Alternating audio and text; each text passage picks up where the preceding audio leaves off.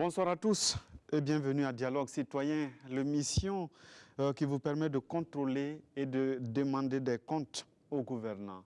En 2015, le président Roch-Marc Christian Kaboré avait promis l'intensification de la production au niveau des ressources animales et surtout de passer de la production de poissons de 20 000 tonnes à 30 000 à l'horizon 2020. Que deviennent ces promesses? Qui d'autre que le ministre des Ressources animales et halieutiques pour répondre à ces questions? Nous avons donc sur ce plateau M. Soumanogo Koutou. Bonsoir. Bonsoir, M. Congo. Merci de répondre à notre invitation. Et avec vous ce soir, nous parlerons de deux points principaux. Le premier, nous allons donc nous intéresser sur la question de la production au niveau des ressources animales et halieutiques. Ensuite, nous allons évoquer la question de la transformation et de la commercialisation. Vous, téléspectateurs, vous connaissez le principe. Cette émission est organisée par la RTB en partenariat avec WaterAid, Diaconia et la CODEL. Vous le savez bien, ce n'est pas une interview, ce n'est pas un entretien. Il vous revient, vos citoyens, de nous appeler et de poser directement les questions au ministre qui est sur le plateau et moi, je serai le modérateur. Sur ce plateau, donc, vous pouvez nous appeler au 25 40 79 03 ou sur le hashtag presimed.bf, vous pouvez poster vos questions. À la fin, donc, Monsieur le ministre, au-delà de ces appels, il y a deux invités qui sont là, qui vont passer sur cette table pour poser des questions directement. Et puis, entre les deux, il y aura des appels téléphoniques et les questions des internautes. Et ce public qui est là va nous dire si vous les avez convaincus ou non à la fin de l'émission. Voilà. Mais bien avant tout cela, nous allons avoir quelques minutes d'entretien, le temps que la technique s'installe. Monsieur le ministre, le Burkina vit une période d'insécurité. Et chaque fois qu'on parle d'attaques terroristes, il y a aussi l'insécurité pour les animaux. On entend bien souvent que les assaillants repartent avec les animaux et donc du bétail. Qu'est-ce qui est fait au niveau de votre département pour prendre en charge justement cette question de sécurisation des animaux? Merci, M. Gongo. Bonsoir à tous. Je voudrais également profiter et vous dire merci pour l'occasion que vous nous offrez de parler un peu d'un secteur qui est souvent pas très connu. Et je voudrais aussi saluer tous les acteurs du secteur des ressources animales et halieutiques qui m'écoutent en ce moment. Alors, pour la question de l'insécurité, comme on le dit, le contexte, il faut dire que, comme nous le savons tous, le domaine de l'élevage est beaucoup plus frappé en réalité que tout autre, puisque d'abord, ça se passe dans une région où nous avons d'obédience d'élevage. Je peux parler de l'Est, du Sahel et jusqu'à beaucoup du monde. C'est cette région, cette partie de notre pays, effectivement, qui a le plus grand potentiel en matière d'élevage. Et ensuite, les types de personnes qui sont souvent qui subissent sont nos éleveurs, effectivement.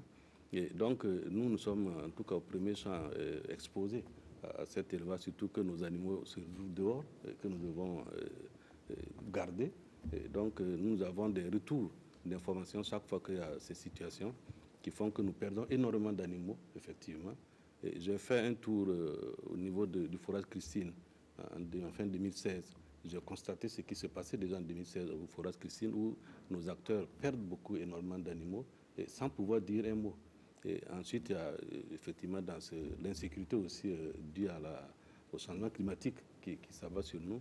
Ça, c'est le constat. Ça, c'est des constats. Au niveau du ministère, ce que nous faisons, c'est sécuriser déjà les zones pastorales et surtout viabiliser ces zones-là, les équiper en termes de forages pastoraux.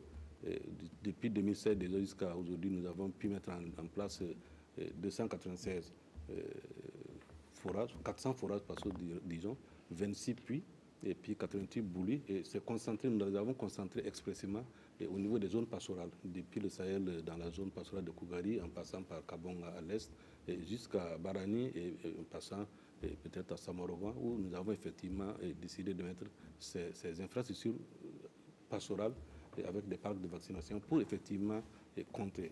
Malheureusement, c'est vrai que de plus en plus, même nos infrastructures sont attaquées par ces hommes de malheur. Et donc, ça nous remet encore éternellement en cause sur cette viabilisation de nos zones pastorales. Donc, effectivement, nous essayons de faire avec le peu que nous avons pour qu'effectivement nous puissions sécuriser. Il faut dire que, par exemple, Yirgou, que nous avons vécu, malheureusement, et nous sommes aussi présents parce que nous avons pu mettre en place un secteur permanent en charge des crises et vulnérabilités en élevage, qui fait que déjà nous prenons très rapidement à point ces genres de situations. Parce que pour nous, les éleveurs, il y a le cantonnement, c'est vrai, où nous essayons de venir en aide aux populations et aussi nos animaux, mais il y a l'après-crise, par exemple, puisqu'il faut encore établir les éleveurs qui ont perdu des emplois pour certains. Il faut que nous puissions... Concrètement, ça se passe comment? C'est-à-dire, Yirgou, vous donnez l'exemple, vous avez les populations qui sont cantonnées. Est-ce qu'il y a un espace délimité aussi pour Non, il y en a qui sont venus avec des animaux. C'est vrai que nous, rapidement, comme c'est des hommes, nous avons tendance à donner des aliments, mais nous oublions à côté qu'il y a des animaux, effectivement, qui sont leur richesse, et qui aussi ont besoin d'alimentation, qui ont besoin de soins. Donc, nous intervenons par là en partenariat avec l'action sociale, bien sûr. Et aussi, comme je l'ai dit, il y a l'après. L'après, lorsqu'ils seront installés, qu'est-ce qu'ils font? Puisqu'ils étaient des éleveurs, il y en a qui ont perdu des animaux. Il faut pouvoir reconstituer ces cheptels-là pour les aider à repartir sur de bons pieds. Sinon, on aura encore des chômeurs qui seront sur le point. Donc, c'est pour ça que nous avons mis en place ce secteur permanent qui est sur le terrain et qui nous rend compte et qui est aussi avec l'action sociale pour que nous puissions prendre les mesures nécessaires. Nous avons déjà un rapport que nous avons déjà examiné au Conseil des ministres, que nous allons exposer au niveau du gouvernement en rapport avec l'action sociale, afin qu'effectivement ces dimensions-là puissent être prises en compte dans le traitement de ces questions-là. Au-delà de cela, on a vu récemment dans un reportage que nous avons diffusé sur nos antennes, les marchés à bétail, notamment à Djibo, à Gorom ou même à Fada, ne sont plus véritablement fréquentés à cause de cette situation sécuritaire. Qu'est-ce qui est fait à ce niveau-là? Est-ce qu'on n'est pas en train peut-être de tuer l'économie finalement de cette partie, puisque vous venez de dire qu'essentiellement cette partie, l'économie de cette région aussi repose sur l'élevage? Oui, c'est vrai que nous constatons que comme au niveau de tous les secteurs de l'économie, effectivement, c'est un contexte qui est totalement défavorable. Bon, c'est vrai que nous avons à charge de réaliser des infrastructures marchandes comme des marchés à bétail que nous retracerons aux communes, parce que nous n'avons pas la gestion directe de ces infrastructures, nous retracerons aux communes, mais nous avons des éléments qui sont là-bas pour effectivement veiller à la santé des animaux dans ces marchés-là et aussi faire la statistique pour que nous puissions avoir un point sur ce que nous avons comme cheptel. Donc, nous ne sommes pas en dehors de tous ces problèmes. Effectivement, comme vous le dites, lorsqu'il y a l'insécurité, tout va au ralenti. Effectivement, ces marchés vont au ralenti, surtout qu'il y a des menaces à chaque fois. Comme je vous l'ai dit, c'est des animaux qui sont effectivement évacués, souvent devant les éleveurs. Et puis, il y a leur santé aussi, leur vie qui sont en jeu. Donc, effectivement, ce contexte-là, heureusement d'ailleurs qu'actuellement nous avons grand espoir avec la reprise en main par nos FDS, que je félicite, qui effectivement nous donne confiance. Et de plus en plus, de ce que j'entends en tout cas, les marchés sont en train de revenir petit à petit. Et nous pensons que d'ici là, nous pourrons encore, en tout cas, aller remplir nos marchés à bétail. Alors, il était prévu, Monsieur le ministre, puisqu'on parle de commercialisation, la construction d'abattoirs frigorifiques pour pouvoir donc traiter ce secteur-là. Parce qu'aujourd'hui encore, vous le constatez, les animaux continuent de voyager sur pied. Et bien souvent, les éleveurs enregistrent des pertes énormes dans ce voyage-là parce qu'il peut y avoir donc mort d'animaux. Alors, où en êtes-vous avec ces projets? Oui, c'est vrai, vous avez totalement raison. Et c'est vrai que depuis ces 3 années, nous avons enregistré 1 885 000 bêtes, tout compris, bovins comme caprins et ovins, qui effectivement ont été mis sur le marché, sur pied. Et généralement, c'est hors de nos frontières. La tendance va à la baisse parce que vous pouvez constater également qu'au niveau de notre pays, nous avons de plus en plus de professionnels en charcuterie qui effectivement abattent des animaux et vendent. Donc de plus en plus, nous avons en tout cas la tendance qui va rétrécir.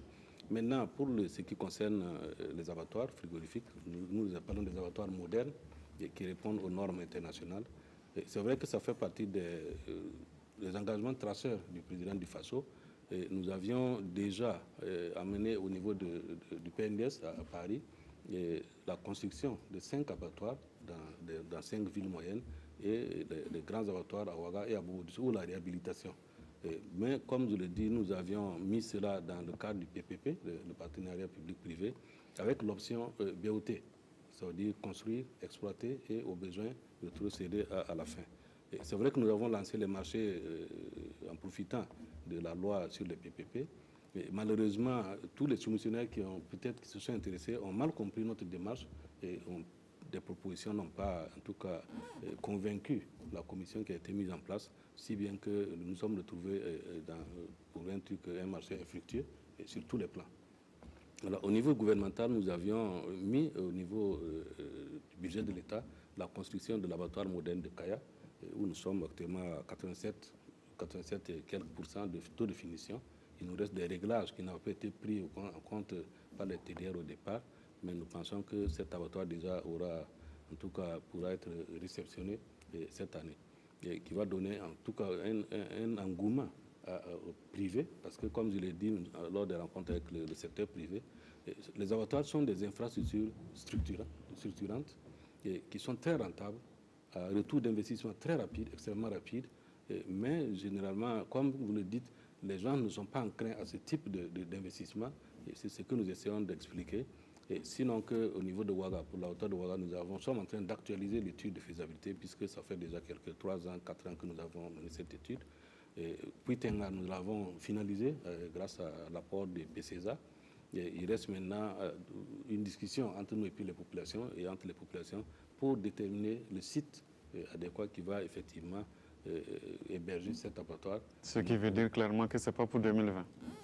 Je pense que, en fait, nous, nos abattoirs actuellement, ce n'est pas des abattoirs qui sont construits en béton, c'est du prêt à poser, c'est le socle seulement qui est en béton. Si vous prenez celui de Kaya, il est totalement moderne, mais c'est un assemblage qu'on apporte. Et donc, tout cassé, si nous avons un marché, en 6 mois, nous pouvons faire un abattoir de 10 milliards et plus à Ouagadougou, par exemple. Donc, c'est avoir seulement les ressources et un privé qui, effectivement, accepte qu'on l'accompagne, qui puisse le faire. Sinon, l'abattoir ne prend pas du temps. Nous avions déjà celui de Kaya, on était parti pour 3 mois pour l'installer. C'est le temps que le matériel arrive au port et qu'on l'amène ici par conteneur et on installe. Pendant ce temps, on peut toujours continuer à transporter la viande sur les motos, où on pose les pieds dessus, ça aussi, dans des abattoirs où l'assainissement laisse à désirer, où on voit un peu de l'eau un peu partout. Oui, c'est une désolation quand même de voir de la viande qu'on transporte comme ça. C'est peut-être aussi notre culture. Et nous n'avons pas le réflexe souvent de l'hygiène et le réflexe sanitaire. Peut-être c'est ça qui fait que si on aurait pu transporter de la viande sans que ce ne soit de cette façon. Mais comme je l'ai dit, les abattoirs que nous avons conçus actuellement sont un ensemble. Ce sont des abattoirs, par exemple celui de Kaya est arrivé avec une voiture frigorifique, avec des tricycles frigorifiques qui vont effectivement transporter la viande de l'abattoir à la ville de Kaya et hors de la ville de Kaya. Donc c'est un ensemble que nous présentons au privé, et dans l'engagement de l'État, tout est inclus, afin qu'effectivement, si l'abattoir est construit, tout ça s'est mis en œuvre pour qu'on n'ait pas de la viande qu'on transporte. D'ailleurs, ce n'est pas une bonne chose de voir de la viande qu'on transporte dans la rue, quand on sait que c'est une denrée assez périssable, très dangereuse, quand c'est mal fait. Sauf que c'est pas, on ne va pas sévir. On ne va pas? On ne vous voit pas sévir. Je n'ai pas compris. On ne vous voit pas réglementer tout cela. Oui, je crois que nous sommes actuellement en dialogue avec le ministère du Commerce qui, en fait, a la gestion de ces abattoirs. Nous avons la production et l'infrastructure, mais après, la gestion, c'est au niveau du ministère du Commerce et aussi au niveau des communes, parce que lorsque nous construisons, comme je l'ai dit, nous rétrocédons soit à la commune, soit avec le ministère. Mais actuellement, nous sommes en tout cas en bon terme avec le ministère du Commerce pour qu'effectivement nous puissions aller de l'avant et voir comment nous pourrons gérer ensemble ces infrastructures-là pour qu'effectivement nous puissions venir en diminution de cette masse d'animaux que nous envoyons tout le temps, et ça fait des pertes, comme vous le dites, en termes de poids, nous le perdons, et en termes aussi d'autres éléments comme les sabots, les cornes qui sont exportés sans frais, sans valeur ajoutée. Donc c'est une perte vraiment nationale, et je pense que nous sommes conscients et que d'ici 2020, nous comptons, en tout cas avec l'aide privée, et pouvoir mettre en place au moins quelques abattoirs modernes. Alors parlons de poissons, puisque vous vous occupez aussi de la pisciculture. Tout à fait. Dans le programme présidentiel, il était prévu de passer de 20 000 tonnes en 2015 à 30 000 en 2020. Oui. Sauf que jusque-là, on ne va pas trop avancer. Si, quand même, si. Peut-être que vous donnez les chiffres tout de suite. Et c'est un engagement tracé du président du FASO aussi que de partir de 20 000 tonnes en production nationale à 30 000 tonnes en 2030. Et ça, en 2015, nous étions à 20 000. En 2016, l'objectif était 22 000. Nous avons fait 22 770 tonnes, 22 070 tonnes. En 2017, on était sur 24 000. Nous avons produit 25 850 tonnes. Et en 2018, fin 2018, nous étions à 26 000 et nous avons produit 27 707 tonnes de poissons. Et paradoxalement, c'est vrai que les importations aussi prennent cette allure, puisque en 2017, déjà, nous avons eu 103 000 tonnes d'importés, de poissons importés, et en 2018, nous avons également eu un peu plus, 111 000 tonnes de poissons importés. Cela s'explique par le fait qu'effectivement, d'abord, le comportement alimentaire de nos populations ont nettement changé. Vous pourrez voir maintenant que les gens de plus en plus sont frisés de poissons, surtout de poissons d'eau douce. Ensuite, nous avons l'étude, par exemple, de l'UEMOA qui indique qu'en 1999, la consommation par habitant par an au Burkina Faso était de 1,5 kg de poissons. Et en 2018, puisque l'étude a été conduite en 2018, la consommation au Burkina Faso par habitant et par an est de 7 kg. Donc vous voyez que la consommation a vraiment nettement augmenté, si bien qu'effectivement la production, bien qu'elle augmente, nous sommes sûrs qu'en 2030, en 2020, nous allons dépasser en tout cas les 30 000 kilos. Mais paradoxalement, 30 000 tonnes. 30 000 tonnes, disons. Et nous allons en tout cas dépasser ça, puisque nous sommes déjà à 27 700 en 2018. Mais cela est dû par les actions que nous menons, parce que nous avons décidé, chaque année, nous mettons dans au moins 40 plans d'eau 10 millions d'arrivées. Et nous supportons également les privés qui, aujourd'hui, effectivement, frappent à nos portes, parce qu'il y a l'engouement, un tel engouement, parce que vous voyez, il y a une marge vraiment au niveau de la production halieutique, parce qu'effectivement, vous voyez que, comme je l'ai dit, la demande va en hausse de façon exponentielle. Et donc, vraiment, il y a une marge de manœuvre dans la production et les gens s'engouffrent. Sauf que vous parlez de l'importation aussi qui prend de l'ampleur. Et de plus en plus, on vous avait d'ailleurs entendu le ministère des Ressources animales interdire un certain type de poisson. Et nous sommes en train d'approcher la période chaude. Oui. Il s'est dit d'ailleurs sur les réseaux sociaux qu'il y a du poisson qu'on met dans du formol pour pouvoir les conserver. Est-ce que vous êtes au courant et qu'est-ce que vous faites? Oui, bon, peut-être que je vais rectifier un peu. Nous n'avons pas interdit un certain poisson d'importation. Nous avons plutôt interdit des mesures, disons, qui nous préservent du poisson de certains pays où une maladie a été détectée. Ce sont la plupart des pays au niveau de l'Amérique latine, du Venezuela, etc. Et une partie au niveau de l'Égypte. Et c'est pour ça que nous avons pris les devants pour interdire l'entrée des poissons à partir de ces pays-là, jusqu'à ce qu'effectivement le virus soit anéanti. C'est vrai que la fraude a la peau dure au Burkina Faso, mais nos services sont en éveil tout le temps. En tout cas, nous avons mis en place tout l'arsenal au niveau des frontières. Et je voudrais profiter de cette occasion pour féliciter et remercier nos partenaires de la douane, de FDS, la douane et puis particulièrement la gendarmerie, qui nous appuient, et tout notre personnel qui, de jour comme de nuit, parce qu'ils ne dorment pas, sont aux frontières et veillent à ce qu'effectivement ça ne pénètre pas. Mais vous savez, le Burkina Faso, vous avez beau prendre des mesures, il y a toujours des malins qui passent par d'autres voies, mais nous appelons en tout cas la population à effectivement nous alerter pour que nous puissions arrêter, puisque c'est des produits qui ne sont pas propres à la consommation humaine. Donc il faut que peut-être nous soyons tout le temps alertés pour que nous puissions récupérer, lutter contre cette fraude-là, qui effectivement, c'est ça que nous donnons comme des conseils. Lorsque vous trouvez du poisson qui est posé, qu'aucune mouche ne s'approche, c'est qu'il y a problème. Donc même si c'est frais, si même devant un barrage vous trouvez du poisson très frais et aucune mouche ne s'approche, faites attention parce que ce n'est pas du bon produit. Pendant ce temps, nous allons inviter M. Amadou Tamboura à s'avancer parce que vous allez prendre le relais tout à l'heure. Monsieur le ministre, vous n'avez pas répondu sur la question du formol. Oui, c'est ce que je disais, si vous voyez du poisson, puisqu'on en rencontre, moi j'en appelle à la vigilance des populations parce que nous avons en tout cas mis l'arsenal pour veiller au niveau des frontières. Ouais. Mais lorsque il y a des failles, que ça passe par d'autres, vous savez, nous avons des frontières très poreuses et ça passe par des tricycles. Donc effectivement, ça peut arriver. C'est pour ça que je demande à la population d'être très vigilante et de nous alerter pour que nous puissions récupérer ces produits et les incinérer. Monsieur Amadou Tamboura est de la Confédération paysanne du Faso. Il va donc parler de la question de la production au niveau des ressources animales et halieutiques. Bonsoir, Monsieur Tamboura. Bonsoir, Monsieur. Vous avez 10 minutes pour vous adresser au ministre. Merci. Monsieur le ministre, pour intensifier les productions animales et halieutiques, le programme présidentiel s'est engagé, entre autres, à faire des investissements structurants, notamment la création d'unités de fabrique, de banques, de marchés d'aliments de bétail, d'un laboratoire national de production de vaccins vétérinaires, d'une centrale d'achat de produits vétérinaires, d'accroître la production domestique du poisson de 20 000 tonnes à 30 000 tonnes.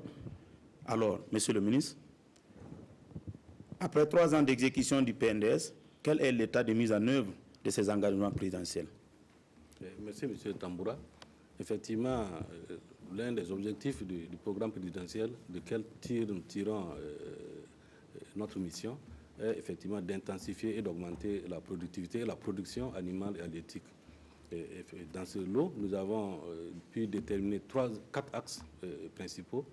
Le premier axe, il faut que nous puissions améliorer la disponibilité alimentaire des animaux et des poissons. Et à ce titre, vous avez dedans déjà une notion que vous connaissez très bien en tant que producteur, c'est le fourrage. C'est-à-dire que nous avons décidé de faire en sorte qu'on puisse promouvoir le fourrage, la culture du fourrage, parce que c'est l'aliment de base des animaux. Et à ce titre, nous avons pu octroyer 296 motoculteurs aux producteurs, généralement les associations féminines. Nous avons pu également donner aux producteurs 1063 broyeurs polyvalents pour récupérer les résidus des récoltes en fin de saison pluvieuse. Et nous avons pu acquérir près de 208 000, un peu plus de 208 000 et quelques tonnes de sous-produits agroalimentaires pour mettre à disposition. Nous avons également appuyé des régions pour que nous puissent avoir des unités, des petites unités de production d'aliments pour être plus proches. Malheureusement, comme on l'a dit, nous avons lancé le marché et en profitant des facilités qui ont été accordées, mais ce sont la règle des marchés aussi au Burkina Faso. Comment dirais-je, l'activité n'a pas pu a été défectuée, ils n'ont pas pu effectivement mettre ces structures en place. Oui, il y a également au niveau de la santé, parce qu'il faut aussi qu'un animal qui produit, il faut la santé animale, et à ce niveau, d'abord il fallait avoir un dispositif juridique, il fallait avoir un cadre. C'est pour ça que nous avons procédé à l'adoption de la loi portant corps de santé animale et de santé publique vétérinaire en 2017 déjà, avec tout l'arsenal de décrets que nous avons pu adopter, 6 décrets et des arrêtés, pour effectivement encadrer juridiquement le secteur. Et dedans, nous avions également la prévention et la riposte contre les maladies, qui, tout de suite, vous voyez à la télé comment la publicité sur la campagne contre la PPR. C'est la première fois au Burkina Faso qu'une campagne lancée de vaccination de masse est lancée contre la peste des petits ruminants. Et nous entrevoyons en tout cas vacciner près de 6 600 000 petits ruminants en 2019 pour que, effectivement, en 2020, nous puissions avancer. Qu'en est-il de la centrale d'achat?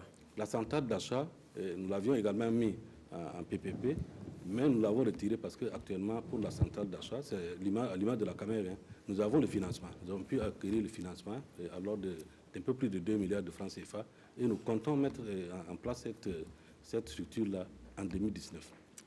Nous sommes actuellement en démarrage de l'étude de faisabilité pour l'unité de production des vaccins pour animaux afin d'avoir une disponibilisation des vaccins. Nous avons également eu le financement pour l'étude de faisabilité qui sera en démarrage et d'ici 2020, nous comptons également mettre en place cette structure-là. Monsieur le ministre, pour ce qui est du lait, selon le rapport sectoriel de performance 2018, c'est des cadres sectoriels du dialogue production agro-silvo-pastorale, de 2016 à 2018, ce sont 13 954 144 litres de lait qui ont été collectés et traités, soit une moyenne de 4 651 381 litres de lait. Or, le Burkina a un potentiel de production annuelle de 110 millions de litres de lait. En 2017, le Burkina a importé du lait pour plus de 15 milliards de francs CFA. Alors, monsieur le ministre, à quand une véritable stratégie de valorisation du potentiel laitier? Quelle stratégie pour réduire la facture d'importation de produits laitiers? À quand le lait local dans les cantines scolaires, dans toutes les cantines scolaires? Je vais commencer par là déjà. Le lait local dans les cantines scolaires sont l'objet d'un projet pilote que vous connaissez très bien, conduit par le PAM et sous la supervision du ministère, dans le Sahel déjà. Et nous entendons en tout cas faire en sorte que ce soit diversifié. C'est dans ce sens que nous avons pris le Burkina Faso en 3 zones laitières, 4 zones laitières. Il y a le bassin laitier de Ouaga, le centre, un rayon de 5 km autour de Ouaga. Il y a le bassin laitier de l'ouest avec une centrale à Bobo-Dioulasso, celui de l'est et celui du Sahel. Pour Ouaga, à travers la mise en œuvre du projet du PDL-ZPO, que vous connaissez très bien, le projet de développement de l'élevage laitier, nous avons déjà engagé un processus pour effectivement aller à la production, une bonne production du lait. Et c'est pour ça que nous avons déjà envisagé de mettre en place les 20 centres de collecte autour de Ouaga pour collecter à partir des coopératives, des fermes coopératives qui sont toutes disséminées, près de 500 autour de Ouaga. Et nous l'avons fait en PPP avec un privé. C'est vraiment un des projets structurants, modèles au niveau de Ouaga. Et nous comptons en tout cas, à terme, nous allons mettre en place l'usine de traitement du lait, arriver à du lait UST, qui va nous permettre effectivement de conserver du lait, même dans les petites boutiques, pendant au moins 60 jours. Et cela va permettre aux laiteries de pouvoir fabriquer du yaourt et des produits laitiers. Mais il faut dire que ce que nous avons donné en 2018, il y a 17 millions de lait collectés et traités. Mais c'est du lait que nous avons à partir des laiteries que nous connaissons. Mais il y a les statistiques pour ceux qui font à domicile. Nous n'avons pas pu collectionner ça. Je pense que vous parlez de tout ça, pris en compte. Bon, maintenant, je pense qu'effectivement, nous, aujourd'hui, le gouvernement a pris des dispositions, des mesures qui consistent à consommer local. Et moi, personnellement, c'est ce que je fais. Vous vous rappelez que lors de mon CACEM, il y a eu, j'ai trouvé du lait Nido sur ma table, pour ne pas dire le nom. J'ai fait enlever parce que je sais que mes producteurs envoient du lait local. Lors du Sabel que nous avons organisé, on ne consommait que du lait local. Pendant les 5 jours, personne n'a consommé autre lait. C'est pour dire qu'effectivement, c'est une mesure politique que nous allons présenter et pour qu'effectivement nous puissions. Mais nous n'allons pas aller à interdire du coup comme ça parce que ça ne relève pas de nous d'interdire. C'est faire la promotion et surtout produire suffisamment de qualité pour qu'effectivement nous puissions ouvrir à nos cantines le lait local. Ok, monsieur le ministre, dans le cadre du fédéral, je me fais le devoir en tout cas d'être le porte-parole des producteurs pour vous féliciter, vous remercier en tout cas pour l'organisation du Sabel. Je disais, les acteurs vous interpellaient sur la nécessité de la relecture de la loi d'orientation relative au pastoralisme pour plusieurs raisons, qui sont la mise en œuvre de la décentralisation, absence de certains décrets d'application, contradiction entre les différents textes et lois liés au secteur du développement rural, notamment la loi portant régime foncier rural au Burkina Faso, la loi portant réorganisation agraire et foncière et la loi d'orientation agro-silvo-pastorale, halieutique et faunique. Monsieur le ministre, avez-vous pris l'engagement de mettre en place une commission de réflexion participative avec l'actualisation de la dite loi? Il vous reste 3 minutes, M. Tamboura. Ok. Qu'est-ce qui a été fait? Qu'est-ce qui sera fait dans les jours et mois à venir pour tenir cet engagement? Oui, merci pour cette question. Vous avez posé une question qui prend en compte beaucoup de départements ministériels, puisque c'est tout le secteur rural qui est piloté peut-être par le SPCPESA. Mais au niveau des ressources animales, nous avions déjà un comité qui se penche sur la loi portant pastoralisme. C'est vrai que nous avons déjà multiplié ces textes que nous avons expliqués à nos populations, déjà, puisque c'est ce que nous avons comme texte. Mais effectivement, j'ai rencontré les producteurs qui ont soulevé le problème. Nous avons mis en place ce comité qui va fonctionner et qui va nous produire. Mais il faut que ce soit effectivement en cohérence avec les autres textes qui sont déjà pris. Et je pense que c'est à ce moment que nous allons faire en sorte que ce soit de manière inclusive, que ce soit au niveau de la recherche, au niveau des autres départements ministériels du secteur rural, que nous puissions nous retrouver avec les acteurs et même les producteurs, afin qu'effectivement nous puissions avoir des textes qui puissent répondre. Parce que sinon, si nous partons de façon éparpillée, nous allons encore prendre des textes chacun à son niveau et nous ne pourrons pas, au bout du compte, ça va encore être des contradictions. En tout cas, au niveau des ressources, nous sommes prêts, nous avons mis en place cette structure qui est en train de travailler pour que nous puissions voir avec les autres comment nous pouvons avancer. Oui, mais Monsieur le ministre, qu'est-ce qui explique du fait que la faible allocation du budget alloué au secteur des ressources animales? Quand on prend l'exemple en 2017, c'était 14 milliards et quelques, et en 2018, on est passé à 11 milliards 463 millions. Qu'est-ce qui peut expliquer cela avec tous les engagements qui en tout cas, qui ont été pris pour le département des ressources animales et halieutiques? Si vous regardez les statistiques, vous allez observer qu'à partir de 2016, effectivement, le budget du ministère de l'élevage a été propulsé. Ça a été augmenté. De 10 milliards, nous étions déjà à 20 milliards pour le budget.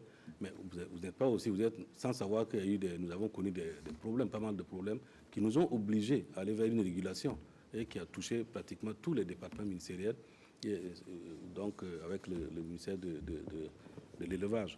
Mais toujours est-il que, comme vous l'avez vu, vous avez mentionné le SABEL, nous avions effectivement discuté à travers un colloque comment financer, quelle est d'abord la contribution du secteur de l'élevage dans la vie économique, dans l'économie nationale. Et nous avons ressorti qu'il faut effectivement plaider à ce que nous puissions avoir plus d'allocations, parce que nous sommes encore autour de 1% du budget national, ce qui est vraiment insuffisant pour un pays à vocation agro-pastorale. Donc je suis d'accord avec vous. Le chef de l'État s'est engagé également à augmenter le budget. Donc nous allons suivre, puisque c'est un engagement qui fait suite à nos recommandations. Et nous allons mettre en place le comité de suivi de mise en œuvre de ces recommandations. Et puis nous irons voir comment on peut effectivement allouer beaucoup plus de recettes, de budget à notre secteur. Merci à M. Amadou Tamboura d'être venu échanger avec vous, Monsieur le ministre. Je vous invite à rejoindre votre place. Pendant ce temps, nous allons découvrir une question sur la plateforme Présimet. On va lire ensemble. Le secteur de l'élevage est un levier important dans la lutte contre le chômage, mais aussi un facteur de développement économique et social. Pour cela, quelle politique est mise en œuvre, d'une part, pour l'intégration de l'élevage dans les programmes scolaires, mais aussi sa redynamisation? C'est une question de M. Assami Compaoré qui nous écrit des Hauts-Bassins. Oui, c'est vrai, c'est une idée qui nous est venue. Et, curieusement, pendant que j'étais en salle d'attente, j'étais en communication avec le président de la Chambre nationale d'agriculture, qui, je suis sûr qu'il nous suit actuellement, puisqu'il me disait qu'il était face à sa télé. Il devrait venir nous présenter un tel projet. Comment nous pouvons intéresser effectivement le milieu scolaire de l'élevage. Nous avons commencé par le poulet, la volaille, et avec, je ne vais pas divulguer le projet, puisque effectivement il doit venir pour que nous discutions de ce projet, pour que déjà nous fassions. C'est l'occasion de dire aussi que quelque chose se fait. Si, nous avions choisi de le faire dans 3 régions, comme un test avant effectivement de divulguer, sinon que déjà de façon,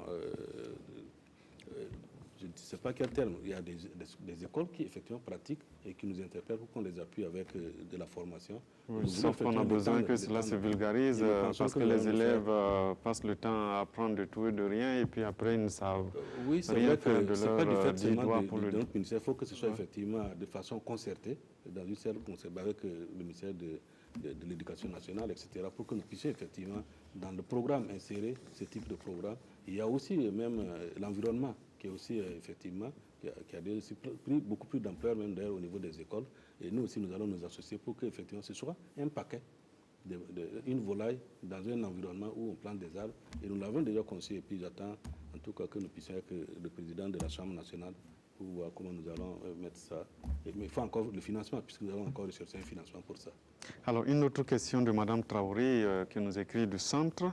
Monsieur le ministre, pourquoi le FODEL reste toujours rattaché au ministère des Finances?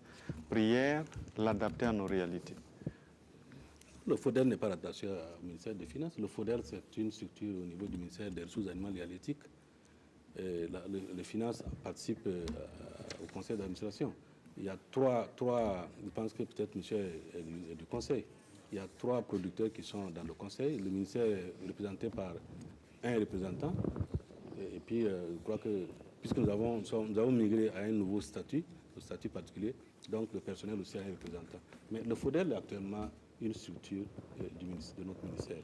C'est vrai que nous n'avons pas assez d'allocations. Aujourd'hui, cette année, nous avons pu octroyer pour des 2000 micro-projets, je crois 2088 micro-projets que nous avons pu financer à hauteur de 1,192 milliard de francs CFA que nous avons pu faire cette année. Et chaque fois, cette année, ça a été vraiment exceptionnel parce que les autres fois, c'est 700 millions, de l'ordre de 700 millions que nous avons. Et nous sommes en train de voir, d'ouvrir. Nous avons approché déjà la BOAD, nous avons approché aussi des structures nationales pour voir comment nous pouvons effectivement insuffler un peu plus de ressources au niveau du FODEL pour que nous puissions répondre aux attentes. Parce qu'à chaque fois que nous lançons, nous avons pas mal de demandes, de sollicitations. Malheureusement, le montant alloué est très petit, et si bien que nous ne pouvons que faire des petits prêts de 400 000 à 500 000, rarement 1 million, qui ne donnent pas vraiment cette force d'aller plus loin pour nos acteurs. Elle dit aussi que ce fonds n'est pas adapté à la réalité.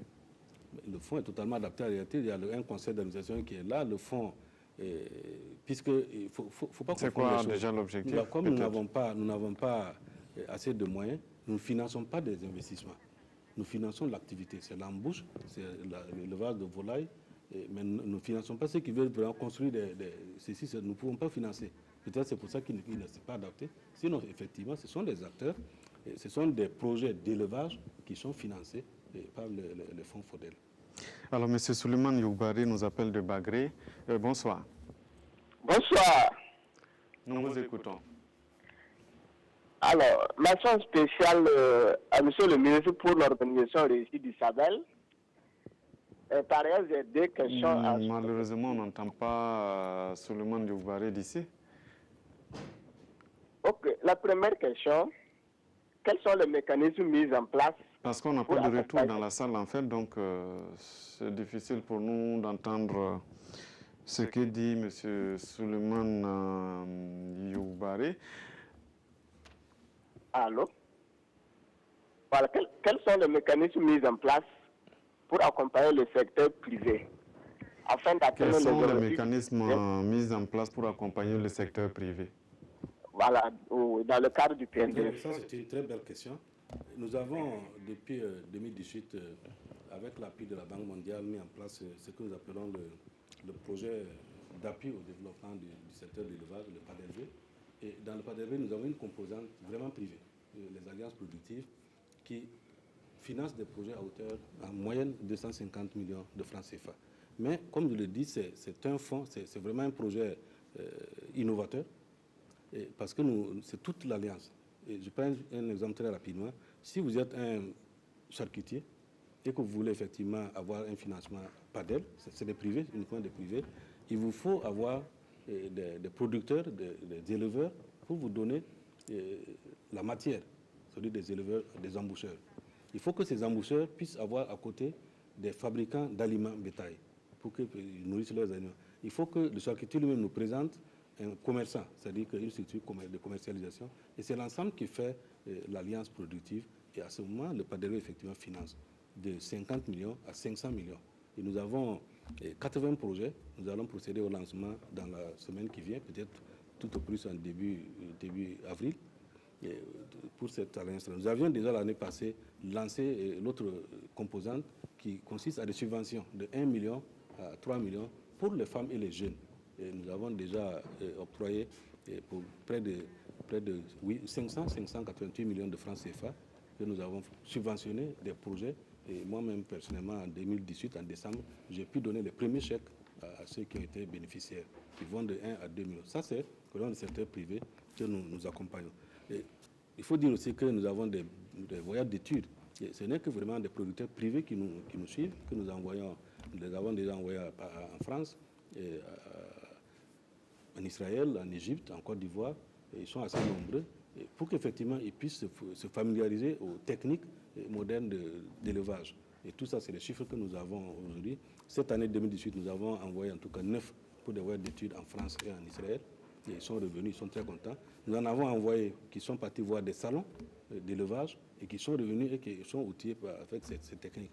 Donc, effectivement, nous accompagnons les privés, sans compter, comme je vous l'ai dit, Fodel, c'est des privés qui ont l'avantage. Alors, M. Yougbaré est toujours là, il a une deuxième question. Nous vous écoutons. Le doléance que nous voulons poser à M. le ministre, nous sollicitons la subvention des intrants piscicoles, notamment l'aliment poisson et la semence piscicole. Deuxièmement, l'accès au financement à des taux d'intérêt régional, M. le ministre. Je commence par l'accès au financement au niveau des activités agricoles. Nous avons déjà réalisé l'étude de mise en place du fonds pour, comme dans la même option que le FODEL. Et nous avons même décidé de greffer ça à un guichet FODEL pour effectivement commencer à financer ces acteurs-là dans le domaine de la pisciculture. Pour les intrants, je pense jusqu'à présent, nous octroyons les alevins aux privés, ceux qui nous présentent des infrastructures, des bassins, et nous donnons des alevins qui vont de 1500 à 3000 pour certains, et nous accompagnons ces alevins du nécessaire, l'alimentation, et après, quitte aux promoteurs de continuer à nourrir ces alevins. Et voilà un peu comment nous le faisons. Mais pour le matériel piscicole, il faut c'est à la demande.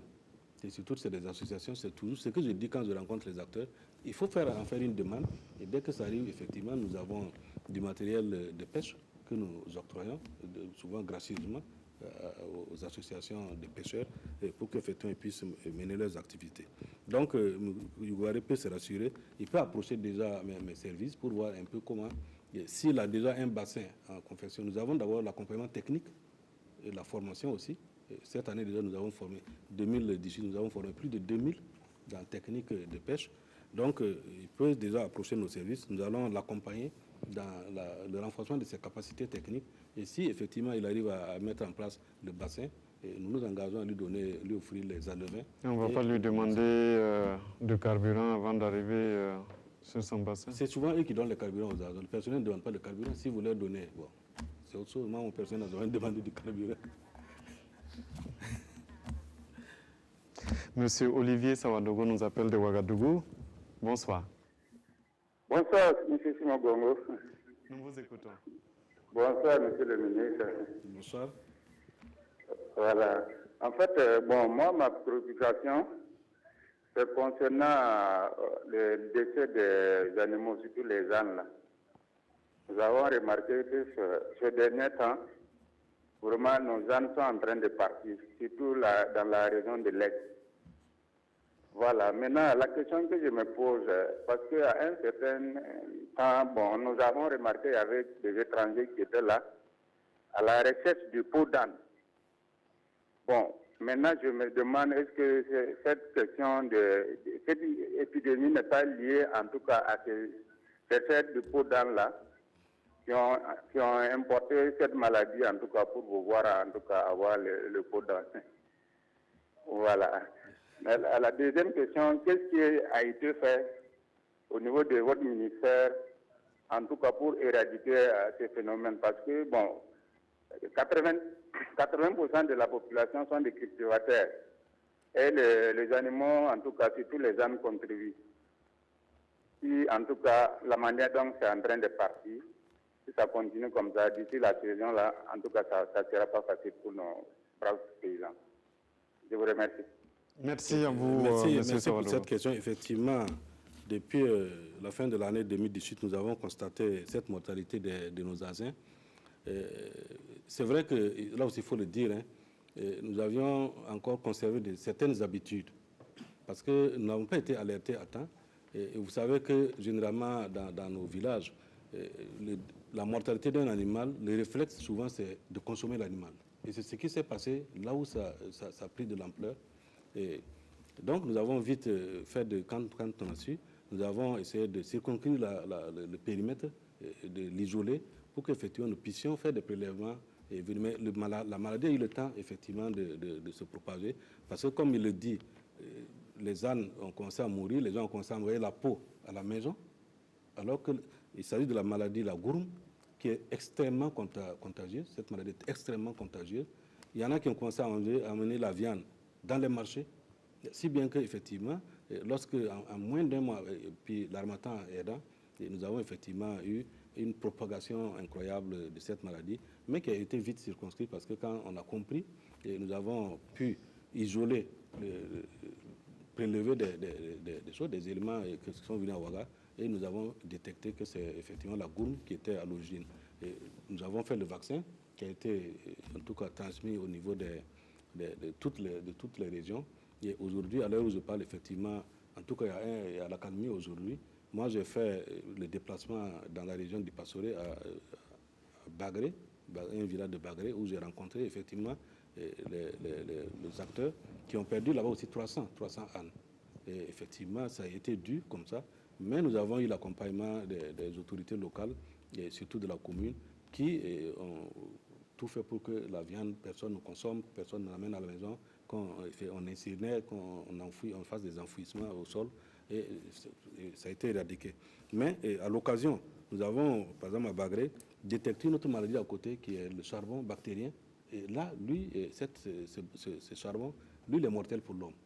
Et heureusement que la gourme aidant, quand nous avons détecté, nous avons pu circonscrire aussi cette maladie qui n'a pas eu, en tout cas, d'avancée et qui a pu préserver, en tout cas, la vie de nos populations. Donc, ce que nous appelons, nous disons aux populations, dès qu'il y a un problème de ce genre, qu'on nous alerte. Nous avons du personnel qui sont dans les villages, qui sont avec nos acteurs et qui, effectivement, sont prêts. Lorsque, effectivement, nous avons pu détecter cette maladie, très rapidement, ils sont arrivés et puis nous avons pu vacciner les ânes. En tout cas, pour peu, ceux qui sont restés sont encore là. Mais nous avons perdu pas mal, effectivement. Mais à l'heure où je parle, je crois que nous n'avons plus de problème pour cette maladie-là. En tout cas, l'objectif est de l'éradiquer, mais il faut la vaccination. Et nous appelons les populations à, effectivement, à accepter les campagnes que nous lançons et aller vers les vaccinations, puisque nous avons le produit qui est mis à leur disposition au niveau de leur région et de leur commune. Mais sinon, je ne pense pas que ce soit lié à quelconque... Alors, M. Assimi Diallo de Bogandé nous appelle. Bonsoir.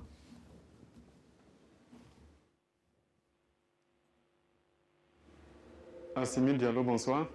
Bonsoir, M. Simon Gongo, et bonsoir, M. le ministre. Bonsoir, monsieur. Voilà, nous vous écoutons. Ok, moi c'est Assimi Diallo de Bogandé dans la Nyanya.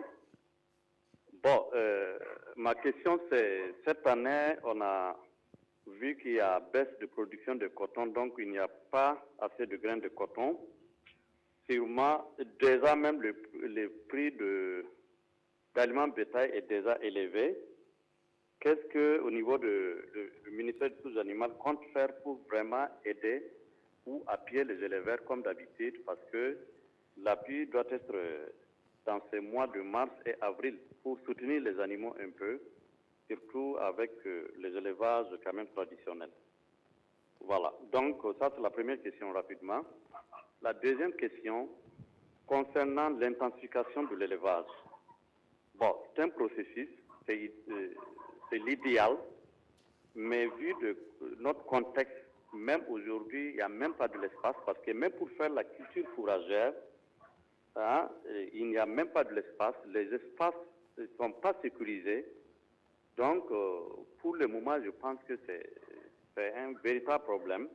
Mais qu'est-ce qu'il faut faire d'abord pour accompagner ces éleveurs transhumants vers les pays côtiers, vu le problème aussi qui se trouve là-bas, parce qu'aujourd'hui, on a presque beaucoup des éleveurs partent sans retour.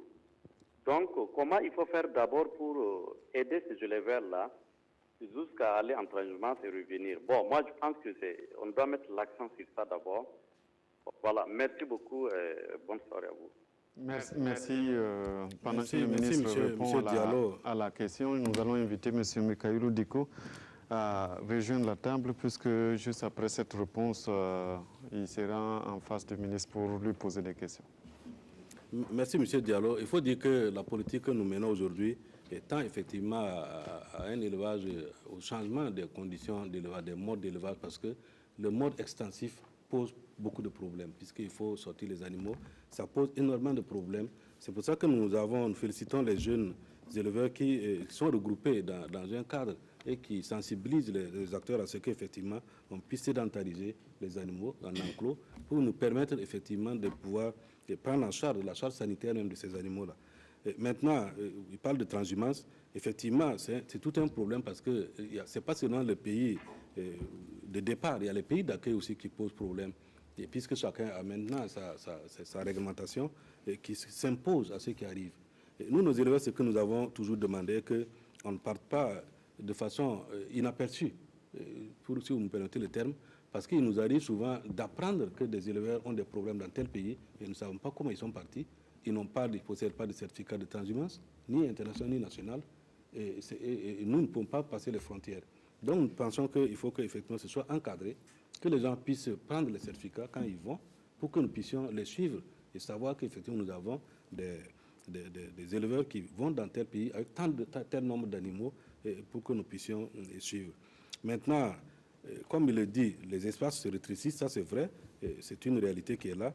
Mais nous avons aussi à côté, et ça je voudrais remercier aussi notre partenaire du Grand-Duché du Luxembourg, qui nous a permis d'avoir un projet pour la récupération des terres dégradées, afin d'en faire des espaces de pâturage, de culture fourragère. Donc nous allons effectivement continuer à négocier, à discuter avec les communes, avec les populations, pour qu'on ait des espaces que nous allons récupérer afin d'en faire de la pâture, parce que nous n'avons pas d'autre choix. Nous n'avons pas d'autre choix. Aussi bien chez nous, les espaces se rétrécissent, aussi bien les pays d'accueil, les espaces se rétrécissent. Et avec tous les problèmes qui jalonnent cette transhumance, moi j'étais à Abuja où nous avons discuté de cette transhumance. Le Nigeria, de façon unilatérale, refuse maintenant d'accueillir des transhumants. Au Bénin, il y a eu une réglementation unilatérale qui frappe beaucoup nos éleveurs. Au Ghana, ça va se passer. Nous sommes en train de finaliser l'accord avec le Ghana en matière de transhumance. Nous allons bientôt effectivement nous rencontrer avec le Niger et le Mali pour ces trois pays pour des questions de transhumance. Mais comme je le dis, en attendant, il faut que nous allions vraiment et nous essayons de discuter avec nos éleveurs pour que de plus en plus nous options pour l'élevage intensif ou semi-intensif. Ça ne veut pas dire qu'on va garder les animaux en enclos tout le temps. Ils vont sortir par des pistes que nous allons dégager, des pistes à bétail que nous allons dégager pour atteindre les zones pastorales que nous sommes en train d'équiper et qui reviennent.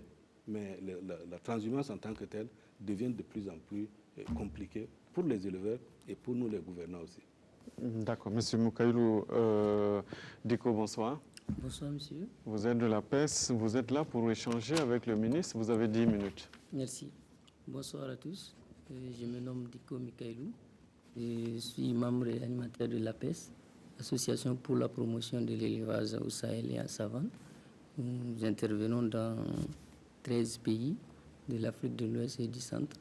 Et nous avons le siège à Ouagadougou. L'APES est là depuis 1989, donc travaille au service des producteurs. Alors vous avez 10 minutes, donc allez directement. D'accord, donc je m'en vais, monsieur le ministre, avec votre permission. La première question, monsieur le ministre, comme vous le savez, certainement cette année, le bilan de la saison hivernale a été passable dans notre pays. Cependant, en ce qui concerne la production fourragère, le bilan n'est pas du tout bon dans plusieurs de nos localités. Donc le sac de 50 kg de toutou est déjà à 8 000 dans certaines localités comme la province du Soum. Et quelles sont les dispositions prises ou envisagées pour soutenir les éleveurs burkinabés à temps, monsieur le ministre? Merci, monsieur Diko. la question de la transhumance devrait être posée à M. Dicko de la Peste parce qu'ils sont bien outillés. C'est vrai que nous avons eu une saison hivernale un peu mitigée dans certaines régions. Et nous avons fait un bilan fourragé qui révèle que 17 régions sont excédentaires, seulement 16, 23 régions, provinces, disons, 23 provinces sont déficitaires. Et je crois que l'ordre de 6 ou 9 régions, mais les chiffres ne sont pas en tête, qui sont un peu en équilibre. Bon, maintenant, nous avions, dans un premier temps, pensé comment convoyer des régions excédentaires vers les régions déficitaires de ce fourrage-là.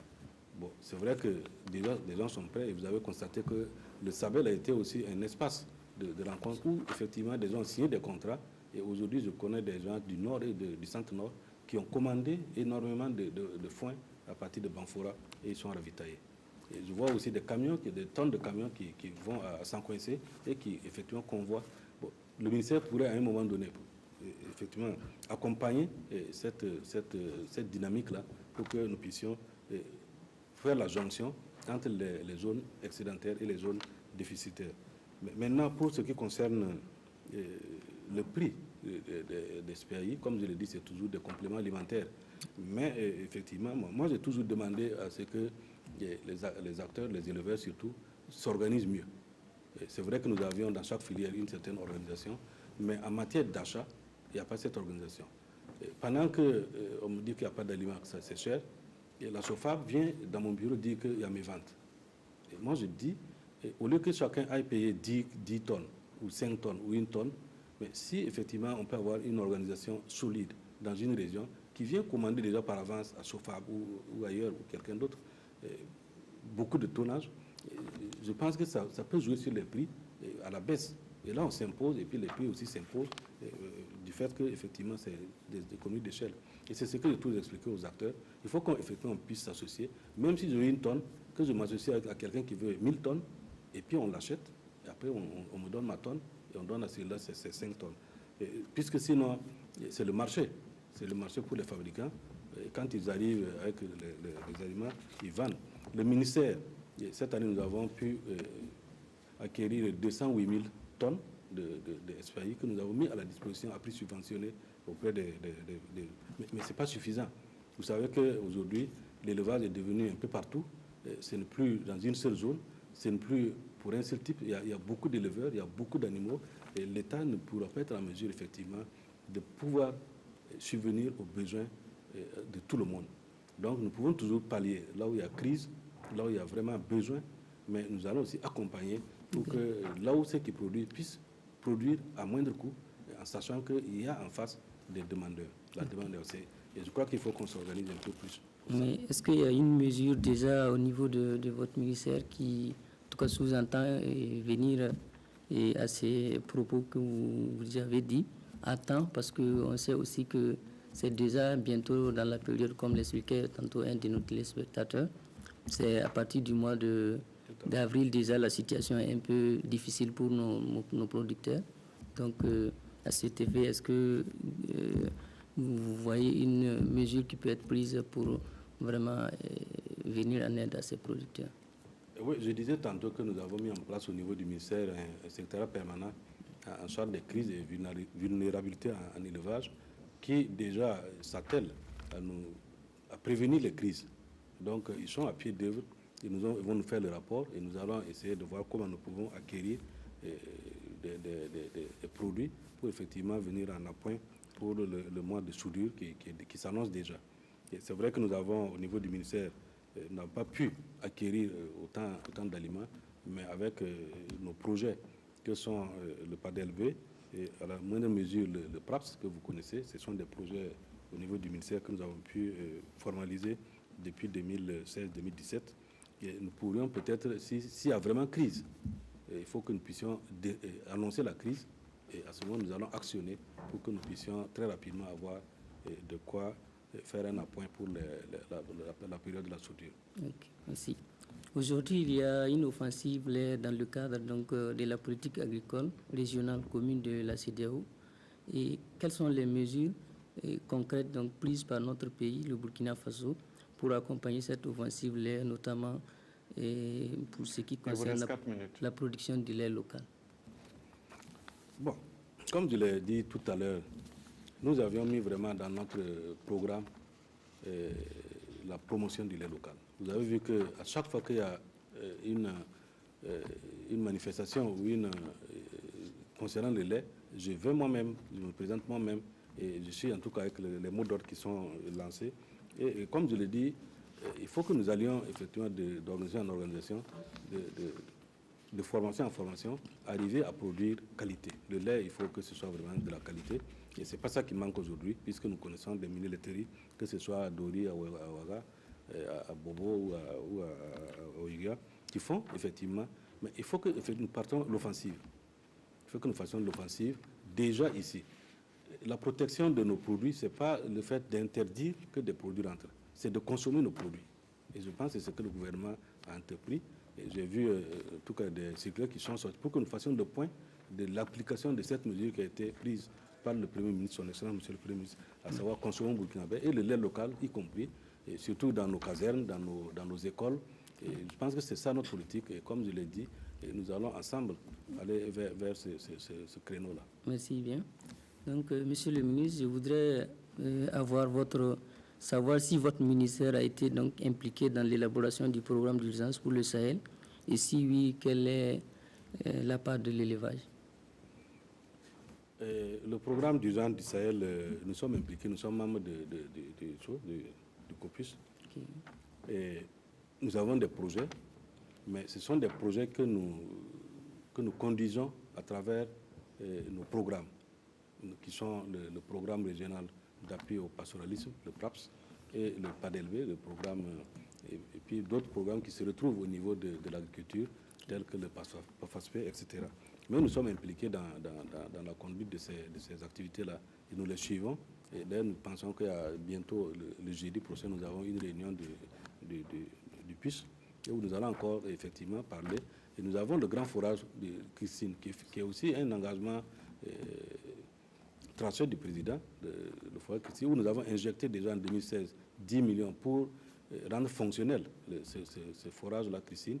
Et plus tard, en tout cas en 2019, nous avons pu avoir un financement avec notre programme de développement durable des espaces pastoraux, le PDPS, en accompagnement avec de la BID.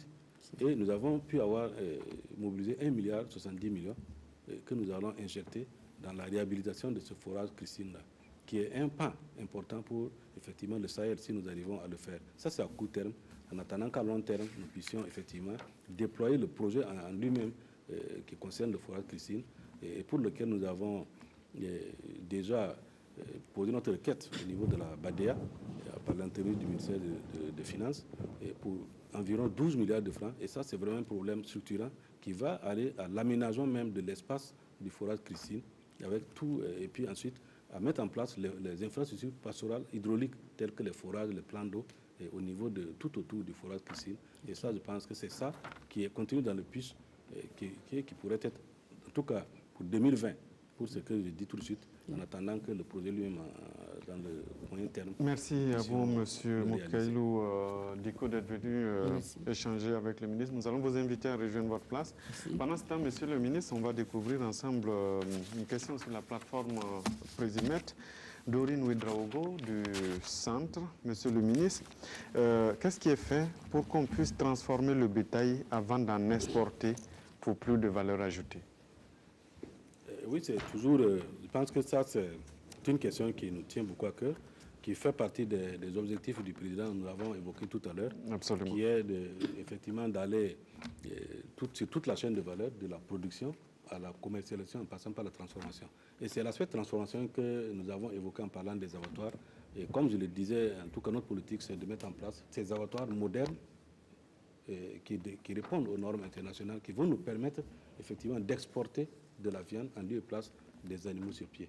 Nous avons déjà acquis des unités d'abattage volaille, 3 unités que nous avons mis, un à Bobo, 2 à Ouaga, sur des privés qui vont l'exploiter. Le 21 de ce mois, nous allons inaugurer la première plateforme, c'est-à-dire l'abattage volaille, dans de très bonnes conditions.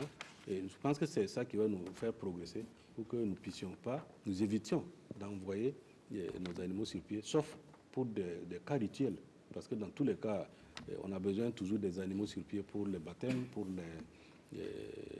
les fêtes religieuses. Et donc, et là, ça pourra aller, mais pas pour, effectivement pour la viande. Et nous nous attelons à ça, et à travers la mise en place des abattoirs dont il a été question tout à l'heure. Alors, deuxième question de Dorine Ouedraogo, toujours du centre. Monsieur le ministre, quelles sont les mesures prises par votre département pour une plus large vulgarisation de la technologie du biodigesteur? Oui, il faut déjà dire que nous réjouissons au Burkina Faso d'avoir été reconnu comme pays leader dans l'utilisation de cette technologie, avec 12 000 bio que nous avons mis en place au Burkina Faso, dont près de 5 000 pour les 3 dernières années, 2016 à 2018. Nous avions pu organiser les 2 premières conférences internationales sur le biodigesteur, qui a regroupé une dizaine de plus de 10 pays de l'Afrique occidentale et d'Afrique centrale. Et puis, notre président a accepté patronner les deux fois. Nous avons pu mettre en place une alliance biodigesteur que nous avons appelée Afrique de l'Ouest, Afrique centrale, donc, et le Burkina a effectivement cette alliance sera installée au Burkina Faso avec comme chef de file le Burkina Faso.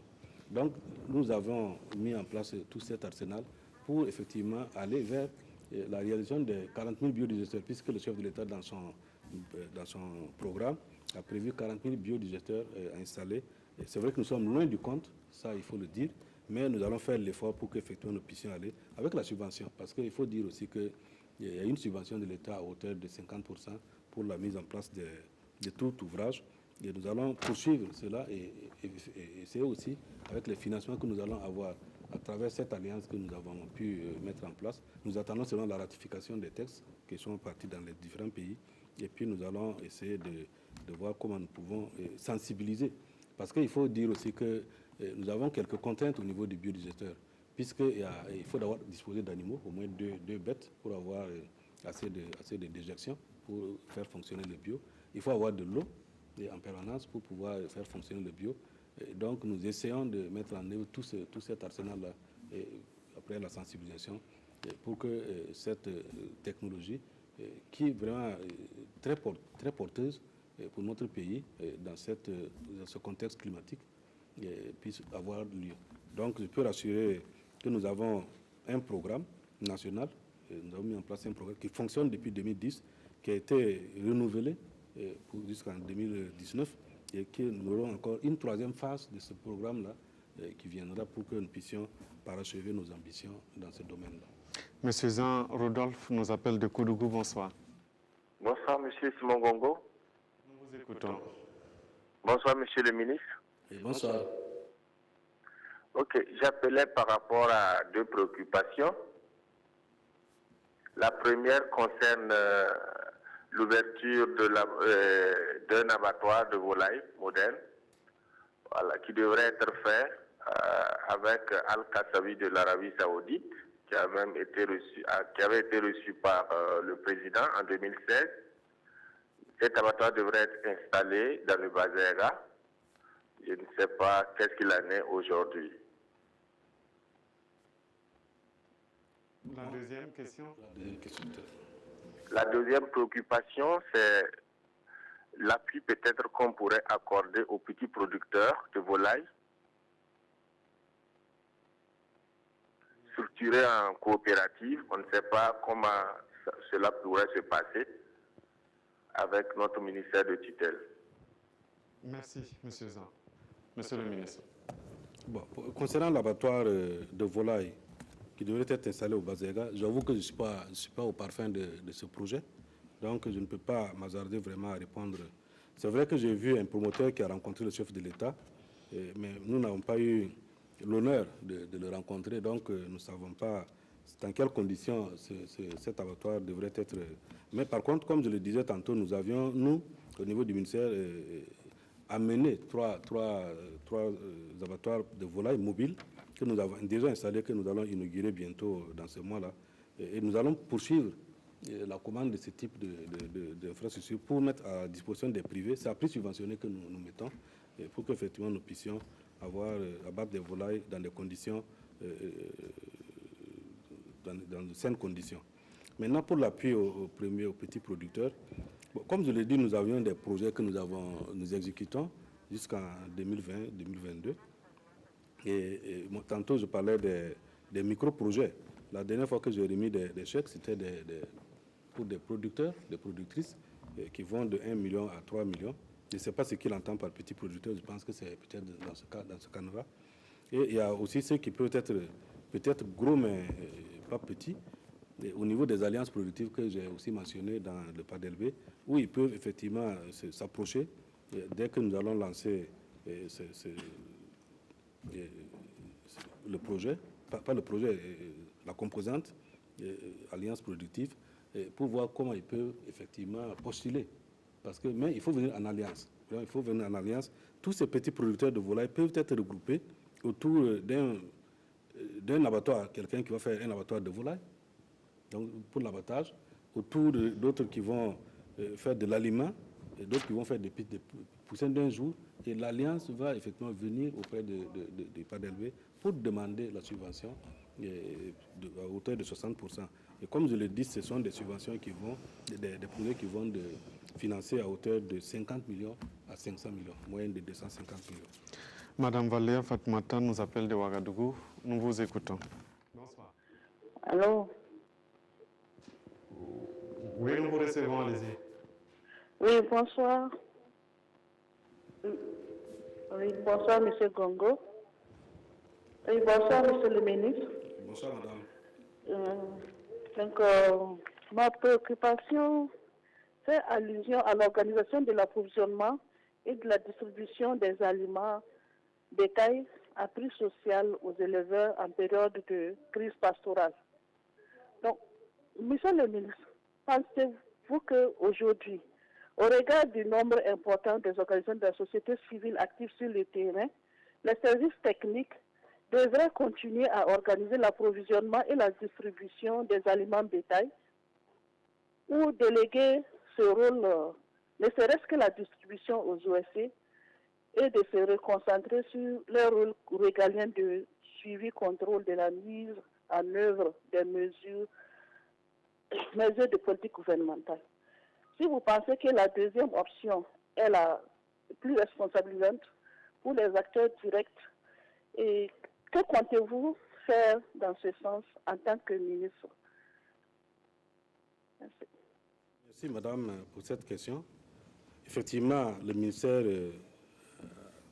par des temps, acquiert des aliments bétail que nous mettons à la disposition des producteurs à prix subventionné. Et je dis bien à prix subventionné, et c'est comptabilisé, c'est suivi. Et maintenant, je ne sais pas à quel niveau la société civile, et quelle société civile d'abord, viendra s'interposer. Je ne sais pas comment. Nous travaillons déjà avec des producteurs, des associations de producteurs. Et lorsque nous arrivons dans cette année, particulièrement en 2018, nous avons disposé les aliments au niveau provincial. Mais en fait, c'est des associations qui viennent enlever et qui ont des membres à qui ils donnent. Mais le paiement est fait par l'association pour la plupart du temps. Il y a des producteurs individuels qui effectivement enlèvent. Mais je ne sais pas, comme c'est une réflexion, nous allons essayer de voir avec vous et avec d'autres comment ça peut s'organiser. Mais je dis, comme je l'ai toujours dit, peut-être que c'est un peu dur, mais l'État ne pourra pas continuer éternellement à acquérir des aliments. Nous allons peut-être accompagner la mise en place de structures légères au niveau régional pour produire et être plus proche des acteurs, afin que les acteurs puissent... Parce que la plupart des éleveurs que nous rencontrons, ce n'est pas le prix souvent qui est le problème, c'est la disponibilité, l'accessibilité des aliments. Donc nous pensons que nous allons vous accompagner dans ce sens. Et puis de plus en plus, l'État va peut-être se désengager et ne se contenter que vraiment en temps de crise, de crise, vraiment de catastrophes. Sinon, on ne pourra pas... Moi, c'est ma vision de la chose. On ne pourra pas continuellement acheter des choses, parce que de plus en plus, comme je l'ai dit, l'élevage prend de l'ampleur. Et chaque jour que Dieu fait, il y a des éleveurs qui naissent, il y a des animaux qui s'augmentent, et ça m'étonnerait qu'on puisse continuer dans cette allure-là.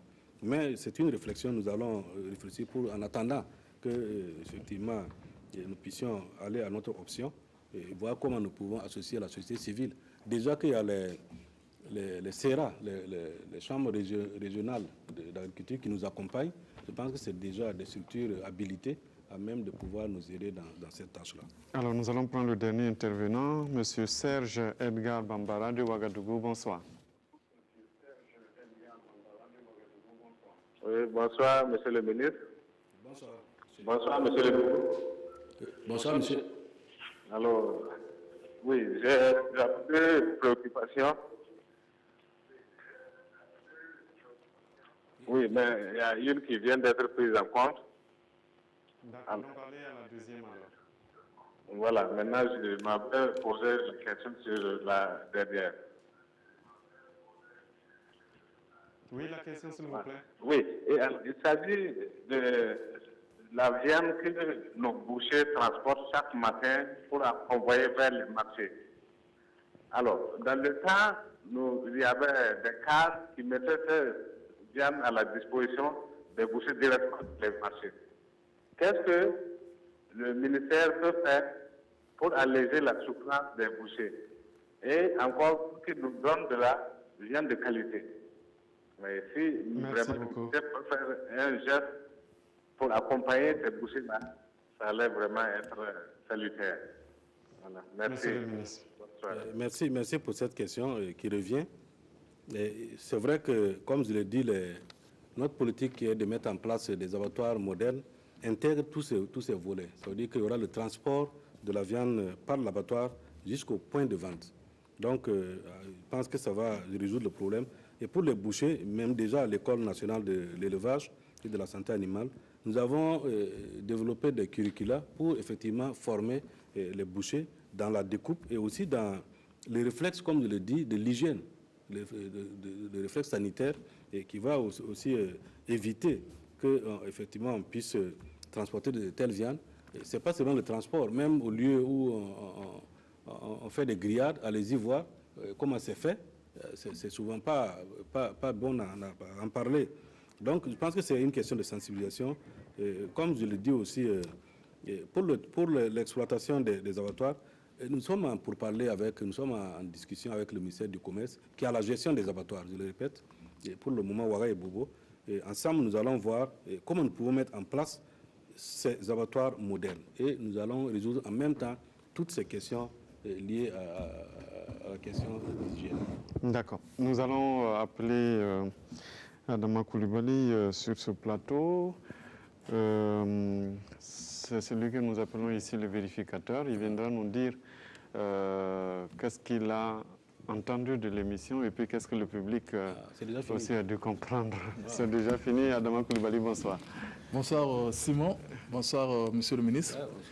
Le pôle de vérification vous a suivi avec attention. Vous avez apporté des réponses autant que se peut aux différentes préoccupations soulevées ici sur le plateau. Mais le constat est qu'il y a beaucoup de projets, mais beaucoup de projets dans votre département, malheureusement qui sont toujours en chantier et les résultats concrets se font attendre. Ça c'est le premier constat. Et les questions de productivité et de transformation demeurent également. Et on a surtout au niveau du lait local, donc on a l'impression que la promotion du lait local dans les cantines scolaires demeure comme un vœu pieux. Donc ça c'est le constat du pôle de vérification ce soir. Et pour votre prestation, justement, le pôle de vérification vous a attribué la note de 6 sur 10. Donc le public est ici, vous a également noté.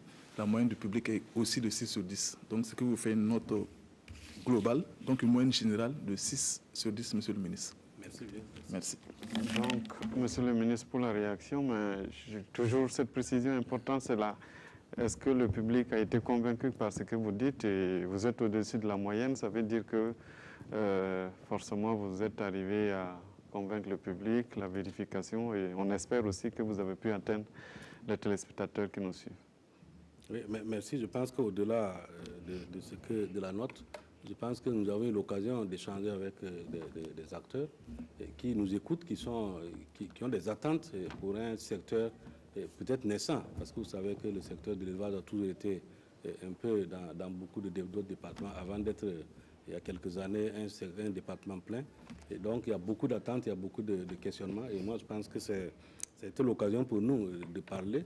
Et quand je rentrais même sur le plateau, il y en a qui n'ont pas d'informations assez sûres de l'élevage. Donc pour moi, je voudrais en tout cas vous remercier de nous avoir donné l'occasion d'échanger. Et aussi dire que, bon, c'est la note du ministre, mais c'est la note de tout un secteur, des acteurs. J'ai reflété ce qui est là, et avec le peu de moyens que nous avons, ça il faut le dire, nous avons autour d'1% de budget national, avec des régulations qui arrivent. C'est vrai que même ce n'est pas de notre faute, ce n'est pas de la faute aussi du gouvernement, c'est des circonstances, c'est un contexte qui s'est amené. Et nous pensons que cette interpellation, telle que ça a été dit, va nous permettre de redoubler d'efforts pour que d'ici 2020, si je revenais ici, que je puisse avoir 10 sur 10. La note tient compte surtout de la conviction, c'est-à-dire est-ce que vous êtes arrivé à convaincre le public, pas forcément des activités que vous avez menées sur le terrain. Voilà. Merci. Peut-être le dernier mot avant qu'on mette fin à l'émission. Non, merci à vous, je voudrais vous remercier et puis féliciter en tout cas tous mes collaborateurs, surtout ceux qui sont dans les communes, dans les villages, qui de nuit et de jour bravent, font d'énormes sacrifices pour que l'élevage puisse répondre, jouer son rôle de vecteur de l'économie nationale. Parce que j'ai toujours dit, ce n'est pas un plaisir, mais le Burkina Faso ne pourra jamais se développer si on met l'élevage et l'agriculture de côté. Merci à vous, Monsieur le ministre, d'être venu sur notre plateau, d'avoir accepté notre invitation. Merci à tous ceux qui ont participé au téléphone sur la plateforme Présumètre et à vous deux qui êtes venus échanger directement avec Monsieur le ministre, au public aussi qui est venu écouter le ministre. Merci à toute l'équipe technique, toute l'équipe d'animation. Le journal, c'est tout à l'heure avec Ruth Biniwatara.